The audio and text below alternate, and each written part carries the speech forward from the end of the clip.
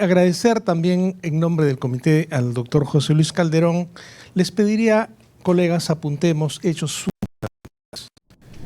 Estamos llamados no a hacer trabajo médico, sino medicina. Y creo que esta es una reflexión, doctor José Luis, muchas gracias. El acto médico es un acto terapéutico. El hecho de la palabra del médico, el examen del médico, esa palmadita que le dice vamos a salir adelante, es muy terapéutico y eso estamos. Por otro lado, doctor José Luis, gracias porque ya lo decía un amigo directo del doctor Calderón, el doctor Alejandro Mitsoray, al cual vamos a hacer una semblanza. ¿De qué tratamiento estamos hablando si no diagnosticamos? No hay tratamiento. La base de una terapéutica racional es el diagnóstico. Y el doctor ha sido muy claro, debemos aprender y mejorar nuestro diagnóstico. Quinta causa de problemas de salud en los Estados Unidos, medicamentos. Hay que incorporar en nuestro diagnóstico diferencial medicamentos. Y a todos nos ha pasado, colegas. El paciente tiene un problema infeccioso, no tiene un problema degenerativo, no tiene un problema inmunológico, no tiene un problema traumático. Lo que tiene es un problema de medicamentos. Entonces, hago este rescate, doctor José Luis, porque me parece que son perlas fundamentales. Vamos a ganar. Y por último, esto es una buena noticia. Yo soy jefe de servicio en el Hospital Rebagliati, en medicina tenemos equipos médicos. Ahora ya las cosas desde hace mucho tiempo han comenzado a mejorar, ¿no? Creo que la visita médica obviamente es uno de los aspectos más valiosos. Colegas, voy a tratar también de ser un poco rápido, conceptual, ¿no? Ya se están bajando las baterías, ¿no? Ya están calentando el cafecito. Voy a hablar de las buenas prácticas de prescripción. A lo largo de este curso hay muchas cosas que se van a repetir. Pero una técnica de aprender es repetir 1000 veces que un buen tratamiento pasa por un buen diagnóstico. Eso es lo que vamos a tener que aprender. Por otro lado, los medicamentos. No podemos dar medicamentos como reflejo, tienen que ser actos racionales. Entonces, disculpen, vamos a repetir, pero yo soy docente también y a mis alumnos les repito 1000 veces algunas cosas para que después de la rotación algo queda, ¿no es cierto? Muy bien, disculpen, vamos a avanzar con esto. Hay una problemática del uso de los medicamentos en el país. La gente consulta a la farmacia o la botica para recibir medicamentos. El tema de la automedicación es un problema muy serio. Y estamos hablando de automedicación de antibióticos, de antiinflamatorios, de corticoides, de psicofármacos, de casi todo. Felizmente ahora hay una política un poquito restrictiva de pedir la receta médica y obviamente solo 1 de cada 2 establecimientos de primer nivel tiene disponibilidad de medicamentos. Obviamente el Estado deberá hacer esfuerzos grandes para generar esa equidad y lamentablemente los presupuestos cada vez son más altos, pero la salud pública está bastante venida menos. 43% de los usuarios reciben recetas en establecimientos públicos, pero compra medicamentos en boticas y farmacias, el acceso a los medicamentos. Y felizmente, colegas, hay también los medicamentos genéricos, la promoción de los medicamentos, porque cuando uno tiene que poner de su bolsillo, obviamente terapias antidiabéticas, antihipertensivas, que pueden tener medicamentos muy sofisticados, muy caros, van a ser difícil su adherencia, ¿no es cierto? Hay problemas en el uso de los medicamentos, hay prescripción innecesaria. El adulto mayor tiene una glicemia de 110 y le estamos dando metformina, no tiene sentido. Habrá primero un estilo de vida adecuado, bajarle los azúcares hasta donde sea razonable, ¿no es cierto? Vitaminas, estoy cansado, pero yo, disculpe, me digo, pero ¿y por qué no descansa usted? Está con muchos problemas, descanse, no necesita vitaminas. Polifarmacia inapropiada, obviamente, colegas, no solamente recibe del médico cardiólogo, del endocrinólogo, del reumatólogo, también recibe medicamentos de los fisiatras y obviamente la vecina, el familiar. Yo me río un poco con los pacientes porque hay que tener un sentido del humor. El que no toma magnesio, ¿no es cierto? El que no toma cartílago de tiburón y colágeno no está en la onda, no puede ser. ¿No es cierto? Entonces usted tiene que educar a su paciente que hay cosas que le van a hacer gastar y no sirven para nada. Dosificación incorrecta, duración inadecuada. Muchos pacientes tienen diuréticos tomando años o psicofármacos tomando mucho tiempo. Tenemos que hacer un acto no de recetaje, sino de razonamiento, de prescripción terapéutica. Uso de medicamentos inapropiados para grupos de población específicos, ya decía el doctor Santibáñez, mejor no usar medicamentos en una mujer que podría estar gestando, podríamos hacerle daño, y obviamente hay falta de seguimiento y monitoreo. Hay muchos problemas, y obviamente ya desde todos los ámbitos de la Organización Panamericana de la Salud, desde las campañas de Chusin y nosotros mismos, tenemos problemas con el uso de los antibióticos, ¿no es cierto? Ya se ha dicho hasta el cansancio, no recetemos medicamentos para resfríos, no recetemos medicamentos para bacteriurias asintomáticas, no recetemos medicamentos donde no estemos seguros que hay un cuadro de infección. Pero viene el paciente y le dice, doctor, es un buen médico, necesito que me recete esto. O por último, le hacemos la recetita para que ya el paciente termine la consulta y no tenemos el tiempo de explicarle, ¿no? Entonces, colegas, el tema de la resistencia bacteriana es un tema gravísimo. Ya no hay amoxicilinas que sirvan, si profesores hemos sido testigos de cómo ya no es una medicación de primera opción para las infecciones urinarias, ¿no? Ni hablar de los hospitales, nosotros tenemos Acinetobacter, Klebsielas multiresistentes, con todo lo que eso significa, por ejemplo, una ceftacidima bivactán, etcétera. El problema es bastante serio, pero no solamente por la resistencia bacteriana, alteramos la microbiota del paciente, la hacemos gastar y lo exponemos a efectos adversos de los medicamentos. Entonces tendríamos que tener todo un trabajo de concientización al paciente, a su familia y nosotros mismos de que si no paramos esto del mal uso de los antibióticos vamos a seguir con problemas.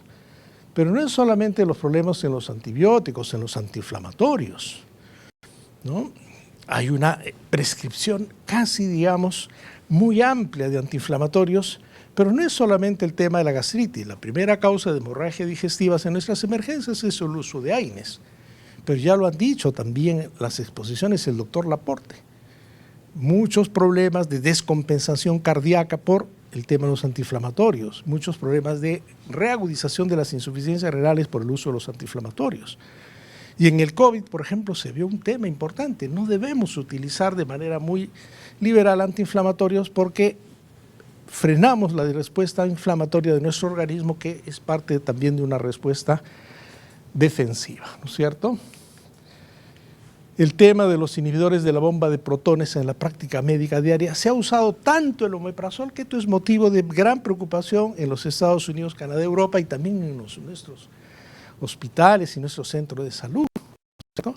Obviamente el uso prolongado puede tener una serie de problemas como por ejemplo el incremento del riesgo del helicobacter, la alteración de la vitamina B12, ¿no? Cuando se suspende abruptamente puede haber un rebote, pueden alterar los niveles, ¿no? Digamos, de la vitamina B12, etcétera. Entonces no es tan inocuo esto, pero si no tenemos un acto médico responsable, ético, comprometido, viene el paciente que toma omeprazol, 30 días toma omeprazol, listo señor, hasta luego, que pase el siguiente.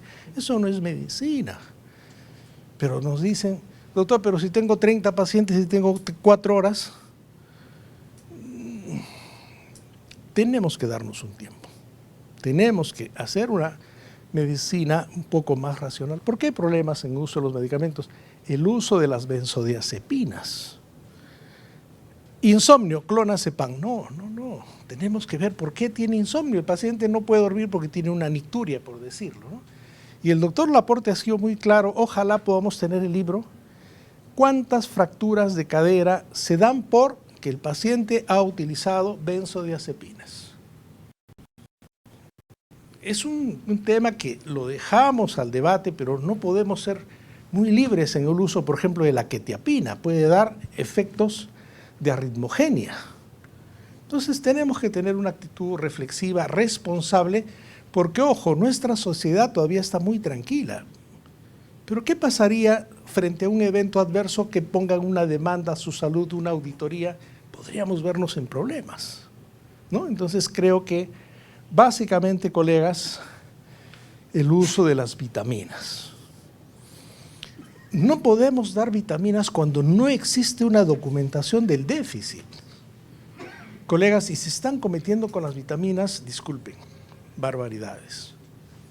Hemos visto hace poco una mujer que tiene unas bronquiectasias con fibrosis pulmonar y que desatura de 80 para abajo. Pero no falta alguien que le dice, estás baja de defensas, vamos a mejorarte tus defensas, vitamina C a la avena con vitamina B12. Entonces, esas cosas no pueden ser permitidas. Y por último, la mejor vitamina es la olla. Veamos el tema nutricional y no salgamos con vitaminas que al final se convierten en placebos. ¿Y qué estamos tratando? Entonces, creo que hay una enorme responsabilidad frente a esto. El tema de los medicamentos con los adultos mayores, ya Teodoro Escanó ha visto. A veces es mejor no dar medicamentos a los adultos mayores para no exponerlos a la hipoglicemia, al sangrado, a la sedación, a las caídas, etcétera, etcétera. ¿No? Yo soy médico geriatra y tenemos que tener mucho cuidado con el uso de los medicamentos, con su dosis, sobre todo aquellos medicamentos, un anticoagulante, un hipoglicemiante, un psicofármaco. Usted tiene que tener claridad, realmente lo necesita, realmente está a una dosis adecuada, hay posibilidad de monitoreo, todo eso tenemos que analizarlo, ¿no? El tema del uso de los medicamentos es complejo, colegas, porque no solamente es el conocimiento, son los hábitos. Nosotros tenemos como médicos también ciertos hábitos, ciertas culturas en cuanto a medicación.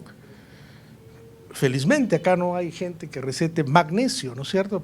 Por si acaso. Creencias culturales, exigencias de los pacientes. Muchas veces el paciente que no está adecuadamente, digamos, educado, le dice al médico con la mayor confianza, necesito una vitamina, quiero mejorar mis defensas, o deme el antibiótico, doctor, porque tengo problema de la garganta, o para prevenir la infección, deme el antibiótico, es un problema viral, lo entiendo, pero quiero prevenir la infección. Pero tener la solvencia de comunicar adecuadamente que con el antibiótico no lo va a poder resolver. También, hay presiones a través de los grupos. También cuando hay una carga de trabajo o cuando hay mucha influencia de industria o tenemos información sesgada, podemos, ¿no es cierto?, generar prescripciones inadecuadas. Es complejo el asunto, pero ahí está nuestra capacidad de poder adquirir prácticas saludables que permitan hacer un uso adecuado de los medicamentos. Hay necesidad de promover un uso racional, un uso adecuado, un uso responsable de los medicamentos basados en la evidencia. Pero ¿se puede practicar la medicina basada en evidencia en atención primaria? Por supuesto, jóvenes. Tenemos un cerebro pensante, tenemos un celular con algunas megas de internet, tenemos la ciencia a la mano, hay que saber seleccionar las fuentes, las bases de datos, pero estamos llamados a hacer, ya sea en el hospital más complejo, en la posta más baja, medicina basada en evidencia. Eso me parece impostergable. Ya desde el 85, ¿qué es uso racional de medicamentos? Se habla que se usa racionalmente los medicamentos cuando los pacientes reciben los medicamentos adecuados a sus necesidades clínicas. El primer concepto es necesidad. Necesita medicamento, doctor, estoy triste, he perdido a mi familia. La tristeza no es sinónimo de depresión. Un duelo natural no requiere un antidepresivo. Doctor, siento palpitaciones, electrocardiograma es una fibrilación auricular. ¿Deberé anticoagularlo? Por supuesto, si usted no lo anticoagula va a tener el riesgo de que tenga un accidente cerebrovascular isquémico. La necesidad del medicamento. A las dosis precisas según sus características, ¿no es cierto? Su peso, su función hepática, su función renal, durante el periodo de tiempo apropiado y con el menor costo posible para ellos y la comunidad. También tenemos que tener un sentido social, colegas, porque obviamente yo no puedo recetar un medicamento caro a una persona que tiene una jubilación mínima. No va a cumplir su adherencia y no estoy cumpliendo el concepto de promover un uso adecuado de los medicamentos. La medicina basada en evidencias, creo que hoy por hoy tenemos un privilegio, tenemos mucha información a mano y yo creo que tenemos que volver a las buenas prácticas, escuchar a los pacientes, hacer una buena historia clínica, examinar a los pacientes y leer, ¿no es cierto? Yo creo que el médico que no lee va a desactualizarse muy rápidamente. ¿Qué es la medicina basada en evidencia? Es la medicina que utiliza consciente, explice y juiciosamente la mejor evidencia científica clínica disponible. Pero todos los campos de la ciencia no tienen evidencia, pero el juicio clínico, la experiencia y la evidencia harán que usted y todos nosotros que somos médicos tomemos las decisiones más razonadas, más importantes para el paciente. Aquí está la figura de Archibald Cochrane, un epidemiólogo inglés en los años 50 y 60, reconoció el poder de los ensayos clínicos como un método de poder obtener evidencia. Pero hemos escuchado al profesor Tognoni Laporte. Muchos ensayos clínicos te dan realidades que están parametradas, pero cuando uno traspasa eso a poblaciones que son heterogéneas, con diferente peso, con diferente talla, otro grupo etario, tenemos que tener cuidado. Y en el tema del fraude, hemos visto revistas muy prestigiosas que han tenido problemas con ensayos clínicos que han tenido dificultades. Entonces el médico tiene que ser pues muy crítico, muy analítico, y leer y revisar y por qué no cuestionarse, ¿no es cierto? Tenemos que comenzar a visitar la librería Cochrane, ¿no es cierto? Hay una versión en castellano, nos puede dar mucha información importante desde el nivel donde estemos, ¿no? Y también la página Choosing Wisely Canadá tiene mucha información muy valiosa para todas las especialidades, ¿no? Entonces, creemos que no hay, le digo a mis alumnos, pretextos para no hacer una buena medicina basada en la mejor evidencia científica disponible. La prescripción es el resultado de un proceso lógico-deductivo, no es un reflejo. Le digo a mis alumnos, tú no estás estudiando medicina para que venga el paciente, tienes tos, un antitusígeno, tú tienes cansancio, vitaminas, tú tienes diarrea, un antidiarrea. No, eso no es medicina, para eso no se estudia. Uno tiene que estudiar para hacer diagnósticos médicos, ¿cierto? Y obviamente a partir del diagnóstico, gracias doctor José Luis por ponernos esto, el mejor tratamiento empieza con un buen diagnóstico. Estoy tratando un asma, estoy tratando una neumonía, estoy tratando un EPOC, estoy tratando una fibrosis pulmonar. ¿Qué estoy tratando? Para tomar la decisión terapéutica y ojo, un aspecto de la terapéutica es el medicamento. Muchas veces el tratamiento dietético, la actividad física, cierto tipo de restricciones son igual o más importantes que el tratamiento farmacológico, ¿no? Entonces, una psicoterapia. Y hay anécdotas que a uno lo nutren, ¿no? Un día yo estaba todavía en mis primeros años de geriatra y viene una paciente y la examino y le digo, estaba el boom de la fluoxetina. Entonces le di su fluoxetina y la señora vino a las 3 semanas y vino contenta, mi regalito me trajo. Doctor, usted es lo máximo. Señora, digo, discúlpeme, pero he tratado de ayudarla. No, me dijo, mire, estoy maravillosamente bien, me siento bien, hasta un regalito le he traído. Mi ego comenzó a subir y dije, caramba, yo soy un capo en tratamiento de la depresión. Pero le voy a decir la verdad, no tomé su medicamento. Mi hijo que vino del extranjero vino y se va a quedar conmigo 3 meses. Se me cayó el pedestal. No era por el medicamento, era porque ella tenía una reacción, ¿no es cierto?, de una depresión leve, una reacción de tristeza reactiva a la pérdida de su hijo. Entonces, no todos son medicamentos, colegas, ¿no? Pero esta prescripción se plasma pues en una receta, ¿no es cierto? Y la prescripción es un acto complejo que requiere de conocimientos. El doctor Visorais nos decía, mucha gente receta nuevos medicamentos con su nombre marca, no sabe el principio activo, no sabe el medicamento, cómo se absorbe, cuántas dosis, porque a veces nos entregan la propaganda y ya pues eso captamos, ¿no?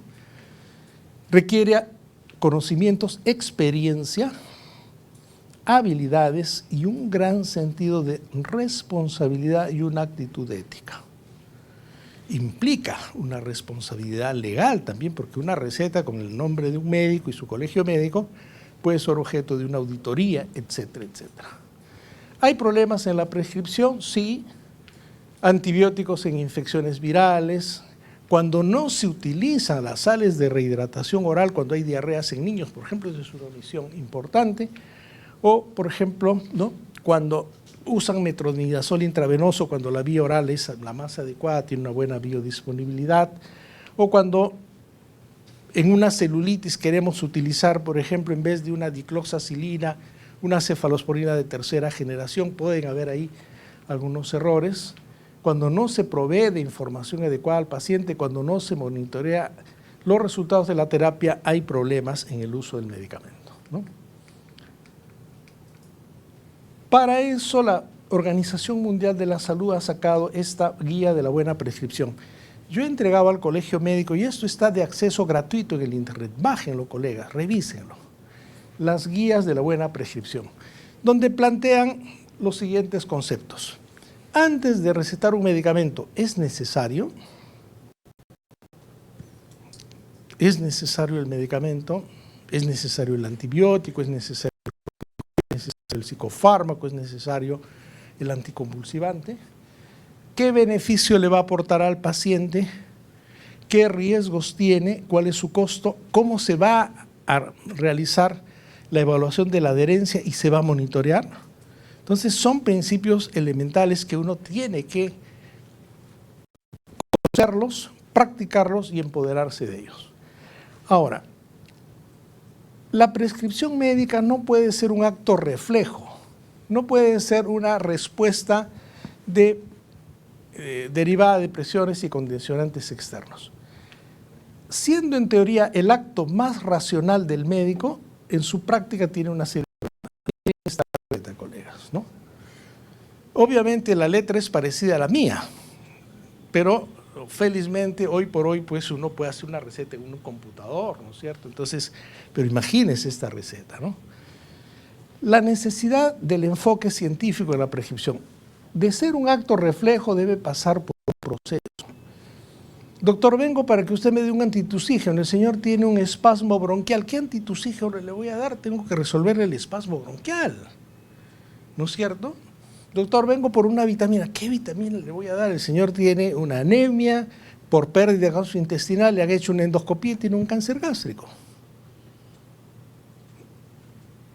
Y lo que es importante, hacemos diagnósticos tardíos.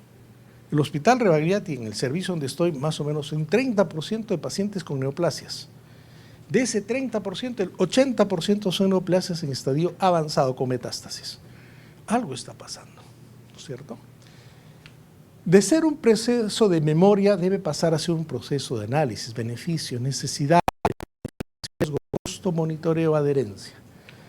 No podemos entrar en la moda, sino conocimientos, ¿no es cierto? Colegas, la prescripción de colágeno, de vitamina C, de esas cosas pueden estar de moda, pero son científicas. Y yo no me peleo con los pacientes, le digo, señora, yo en las revistas más prestigiosas no encuentro que se aplica vitamina C para levantar las defensas. Ahora, si usted quiere vitamina C, perfecto, hay alimentos muy ricos en vitamina C. La ensaladita de frutas es una fuente de buenos medicamentos y vitaminas antioxidantes. Tengo que darle una alternativa. De ser un arte, debe pasar a ser una ciencia. Ya hemos visto que muchas veces los muy pequeños estos alcanforados pueden hacerle más daño que beneficio, ¿no es cierto? Y por otro lado, debemos conjugar los intereses versus la ética. No podemos entrar a cadenas donde yo prescribo solo un medicamento caro para que hayan después ganancias secundarias alrededor de esta prescripción.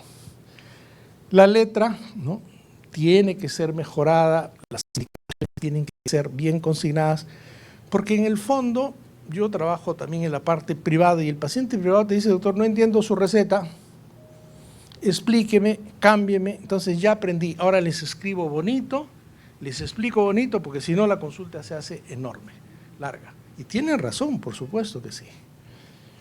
Hay factores relacionados, tenemos que tener una buena formación académica, personal, tenemos que orientar a nuestros pacientes de evitar la excesiva medicamentalización de la vida y obviamente tenemos que tener pues fuentes de información que nos permitan tomar decisiones razonadas.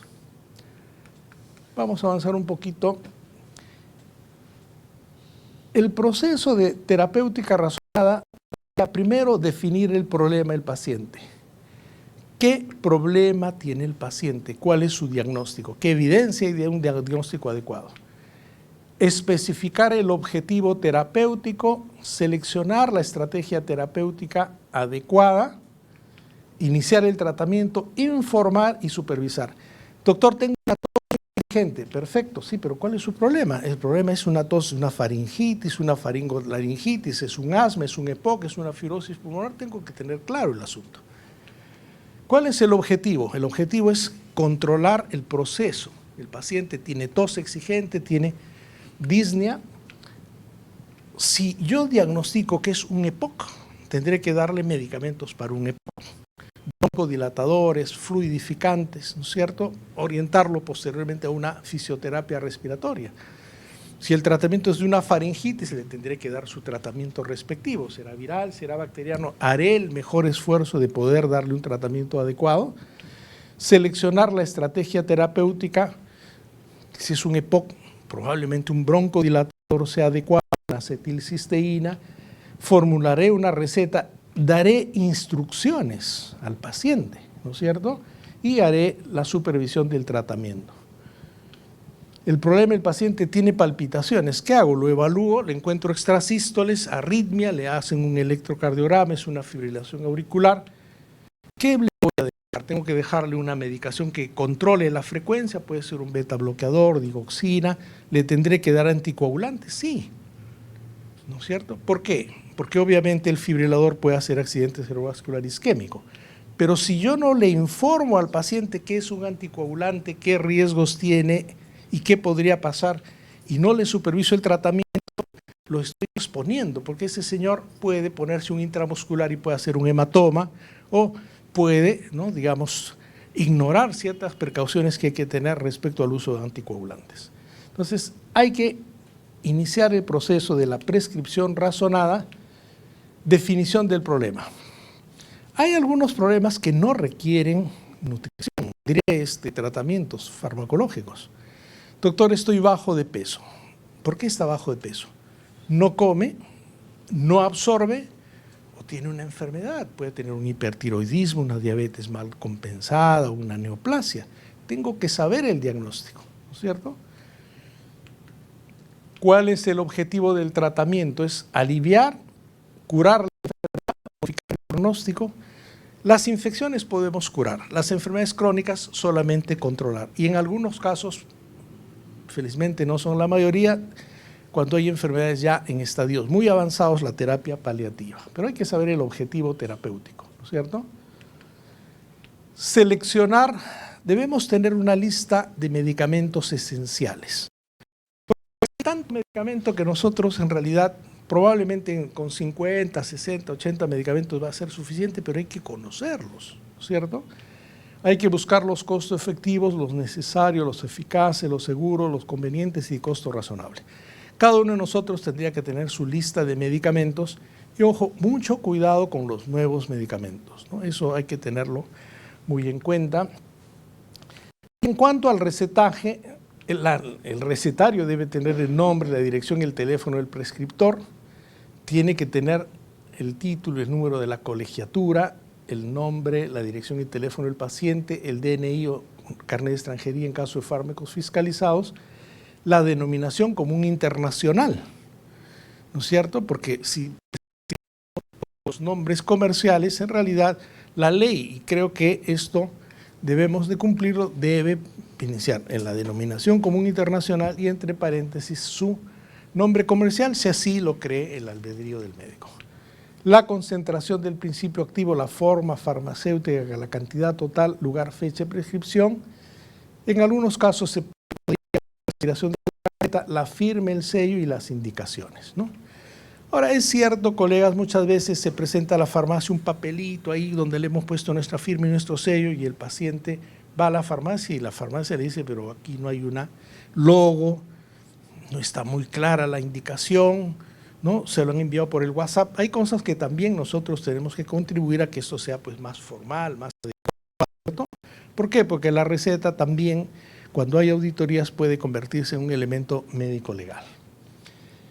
Informar al paciente que los medicamentos tienen efectos farmacológicos positivos, efectos farmacológicos indeseados, o sea, reacciones adversas, y tenemos que instruir a los pacientes, tenemos que decirle frente a tal circunstancia, bueno, deben comunicarse al establecimiento, si el caso es de práctica privada, al médico, y confirmar su próxima cita.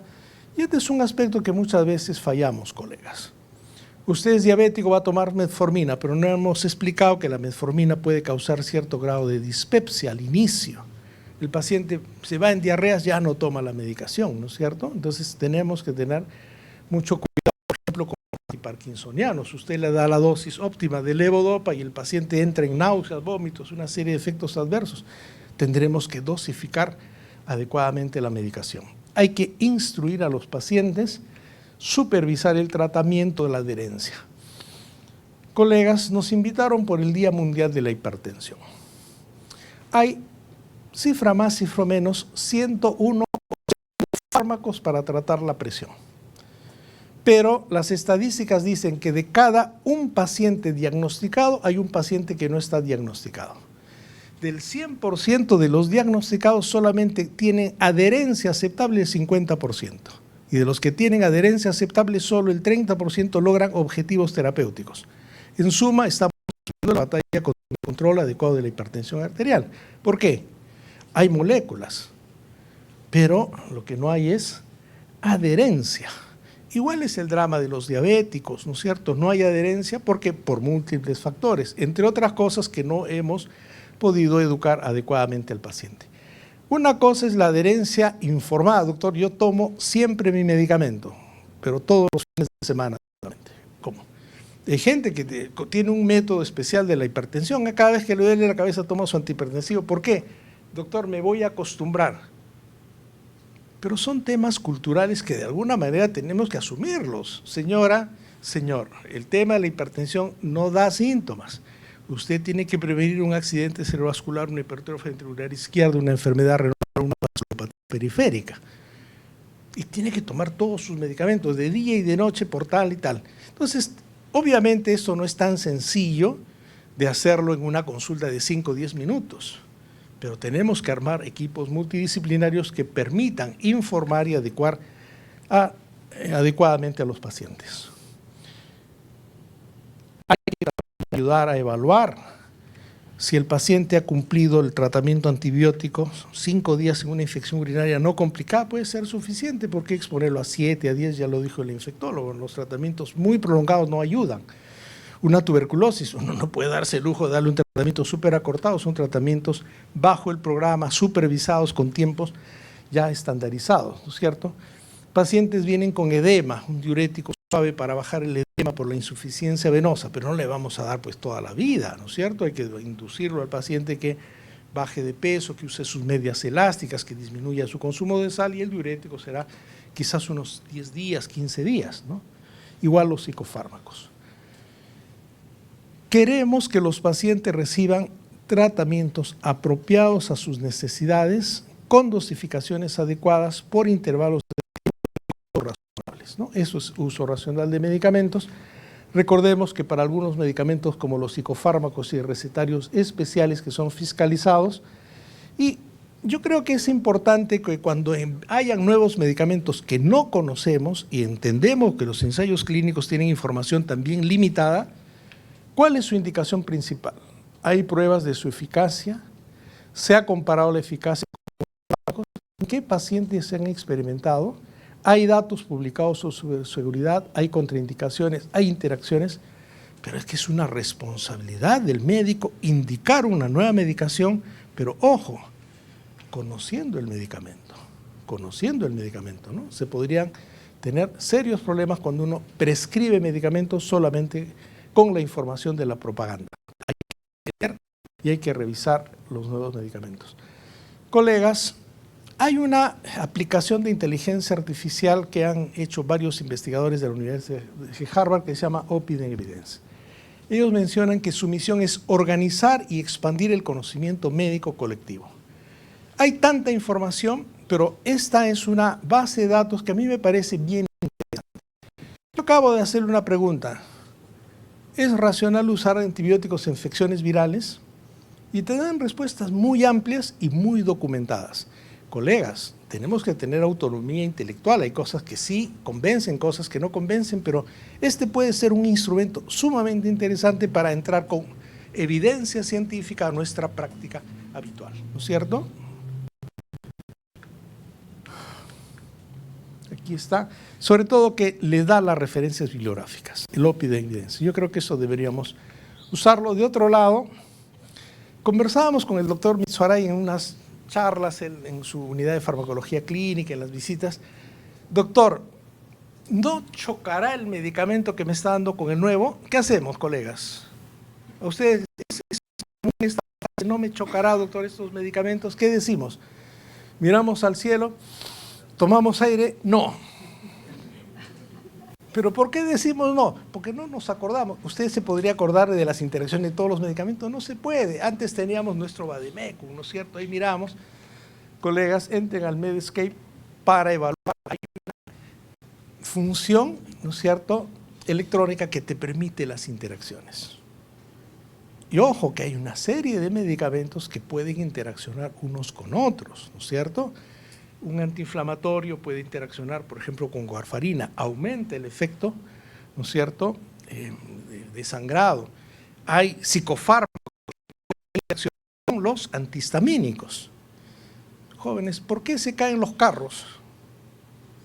Imagínense usted una persona obesa que come un montón, está resfriado, se toma un antigripal y está cansado. Una pestañadita y ¡pum!, carro abajo. Hay problemas, ¿no? Entonces, hay que buscar las interacciones medicamentosas en estas bases. Interesante el Medscape, eso está libre. Medline Plus. A mí me ha sacado de muchos aprietos. Doctor, no me siento bien, tomo tal medicamento. A ver, señora, vamos a sentarnos un ratito. Es mejor perder 5 minutos que ganarse un pleito. Vamos a revisar todos los medicamentos. El Medline Plus, acá dice que este medicamento sí le da sueño.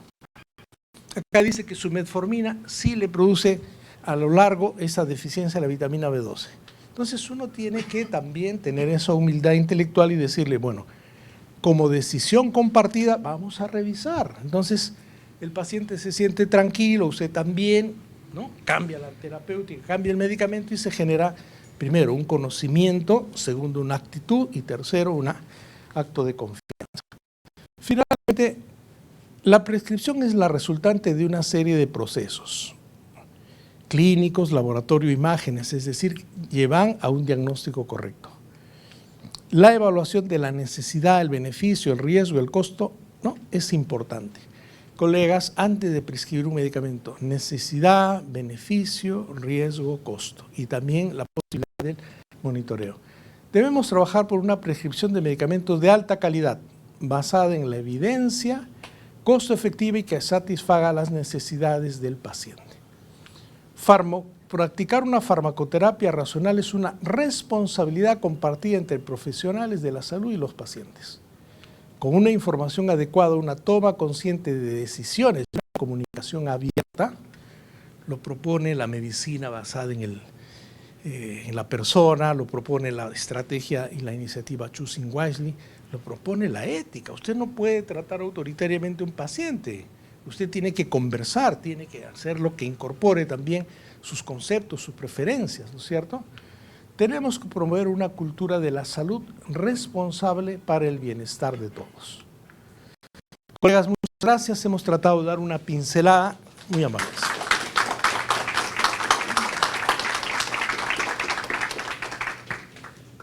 No sé si hubiera alguna pregunta, algún comentario, por favor. Sí, doctora.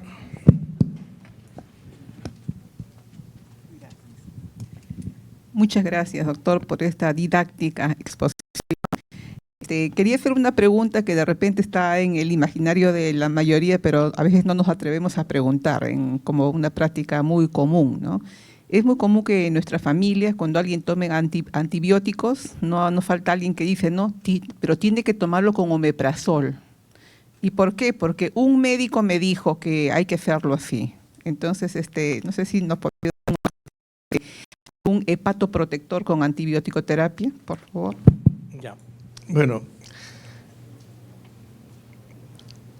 no todo producto farmacéutico que se dice medicamento es un medicamento con eficacia.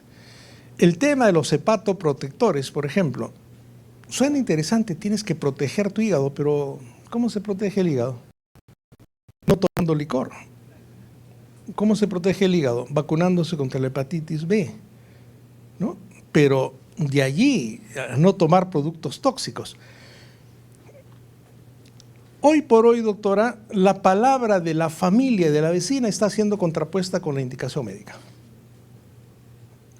Doctor, no he tomado la medicina porque mi familia no tome esto o lo tome con esto, porque ha muerto la vecina. Ya cuando hablan de muerto, pues, ¿qué vas a hacer?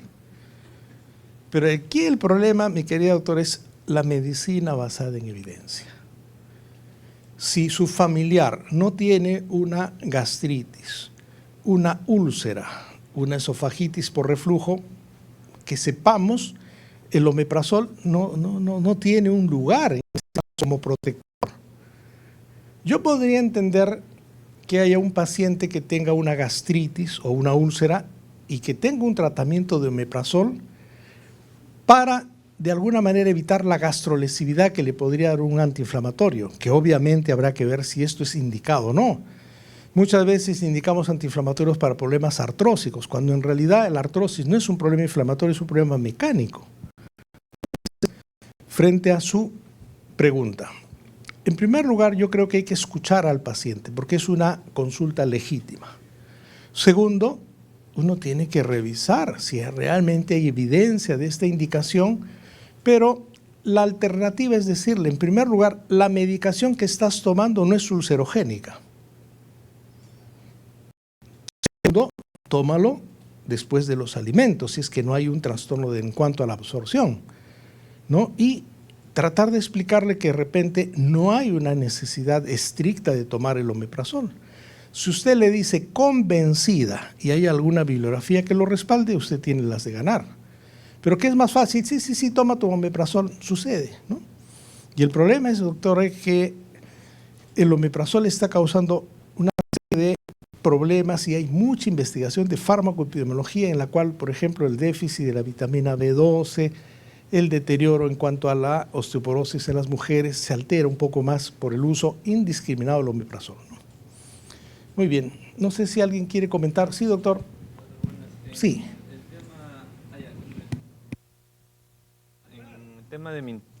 Gracias.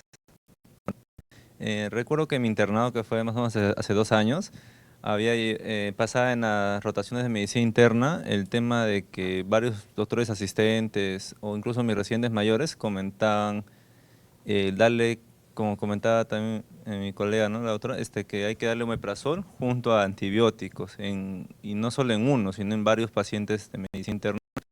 Y yo les llegaba a preguntar el motivo por cual le daban el omeprazol, me comentaron como un gastroprotector.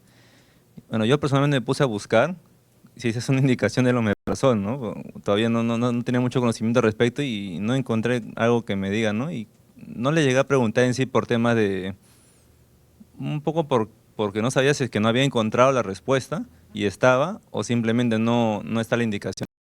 Pregunta si realmente existe una indicación de gastroprotector o simplemente es una costumbre o tradición de dónde viene, ¿no?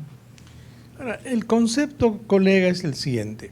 Si tú tienes un paciente crítico, sí se ha descrito que hay más riesgo de hemorragia digestiva por úlceras de estrés, pero en el paciente crítico, ¿no? Y el paciente crítico es un paciente que está grave, que tiene una insuficiencia respiratoria, que tiene una descompensación hemodinámica, que uno ya está pensando que debe pasar a la unidad de cuidados intensivos, ¿no? Pero de ahí a traspolar que todo paciente con antibióticos deba recibir omeprazol, y se ha visto a lo largo que más bien el uso indiscriminado del omeprazol podría generar más bien riesgo de alterar, ¿no es cierto?, la flora, ¿no? Aumentar el riesgo del helicobacter, aumentar también el riesgo de la colonización bacteriana al suprimir la acidez. Pero yo creo que lo fundamental, colega, es ¿qué estoy tratando?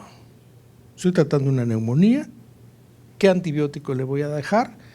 ¿quién es el paciente? Doctor, he tenido hemorragia digestiva. Bueno, tendré que poner el beneficio, el riesgo de darle omeprazol por corto tiempo.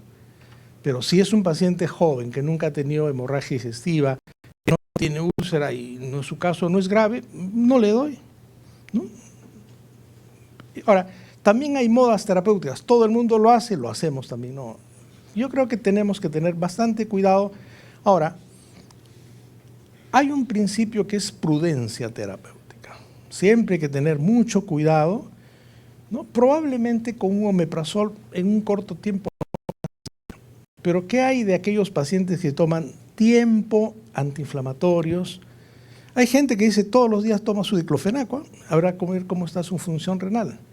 El tema de los psicofármacos, ¿no es cierto? El tema de los psicofármacos, eso es otro tema complejo. Y también entremos al tema de las vitaminas. Mi preocupación en las vitaminas no es tanto la vitamina en sí, sino que encierra un concepto, enmascara una serie de problemas. Estoy cansado, estoy bajando de peso, doctor, necesito un suplemento. No, necesitas una evaluación. ¿Por qué estás bajando de peso? Tengo glicemia 300, pero pues estás bajando porque tienes un cuadro hipermetabólico, una diabetes descompensada, un hipertiroidismo. Y ojo, tengo anemia, voy a recetarle su antianémico. Mucho cuidado. El paciente puede tener una hemorroides, una angiodisplasia, un cuadro diverticular, pero puede tener una neoplasia también, ¿no? ¿Por qué vienen las neoplasias al Hospital Rebagliati en tercer grado? Porque han pasado por alto una serie de hechos que desde el punto de vista sintomatológico están siendo abordados como vitaminas, como placebos, ¿no? Entonces, bien, hay muchas de las cosas que hacer, pero lo que yo quisiera rescatar, colegas, no necesitas estar en un hospital de tercer nivel para ser un buen médico. El médico debe ser bueno en todos los lugares.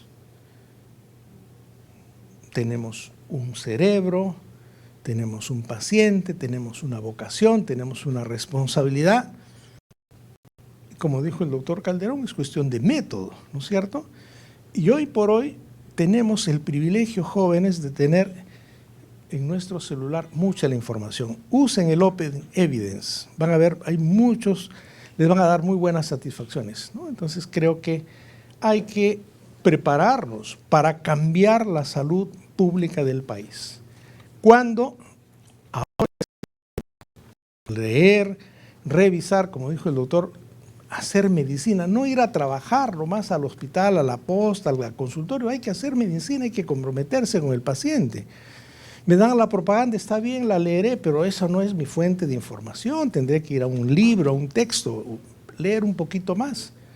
Mi paciente quiere el antibiótico, oiga, tendré que hacerle una clasecita pues en la comunidad que los resfríos van peor con antibióticos.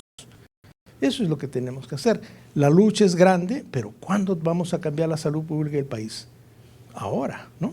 Bien, muchas gracias, disculpen.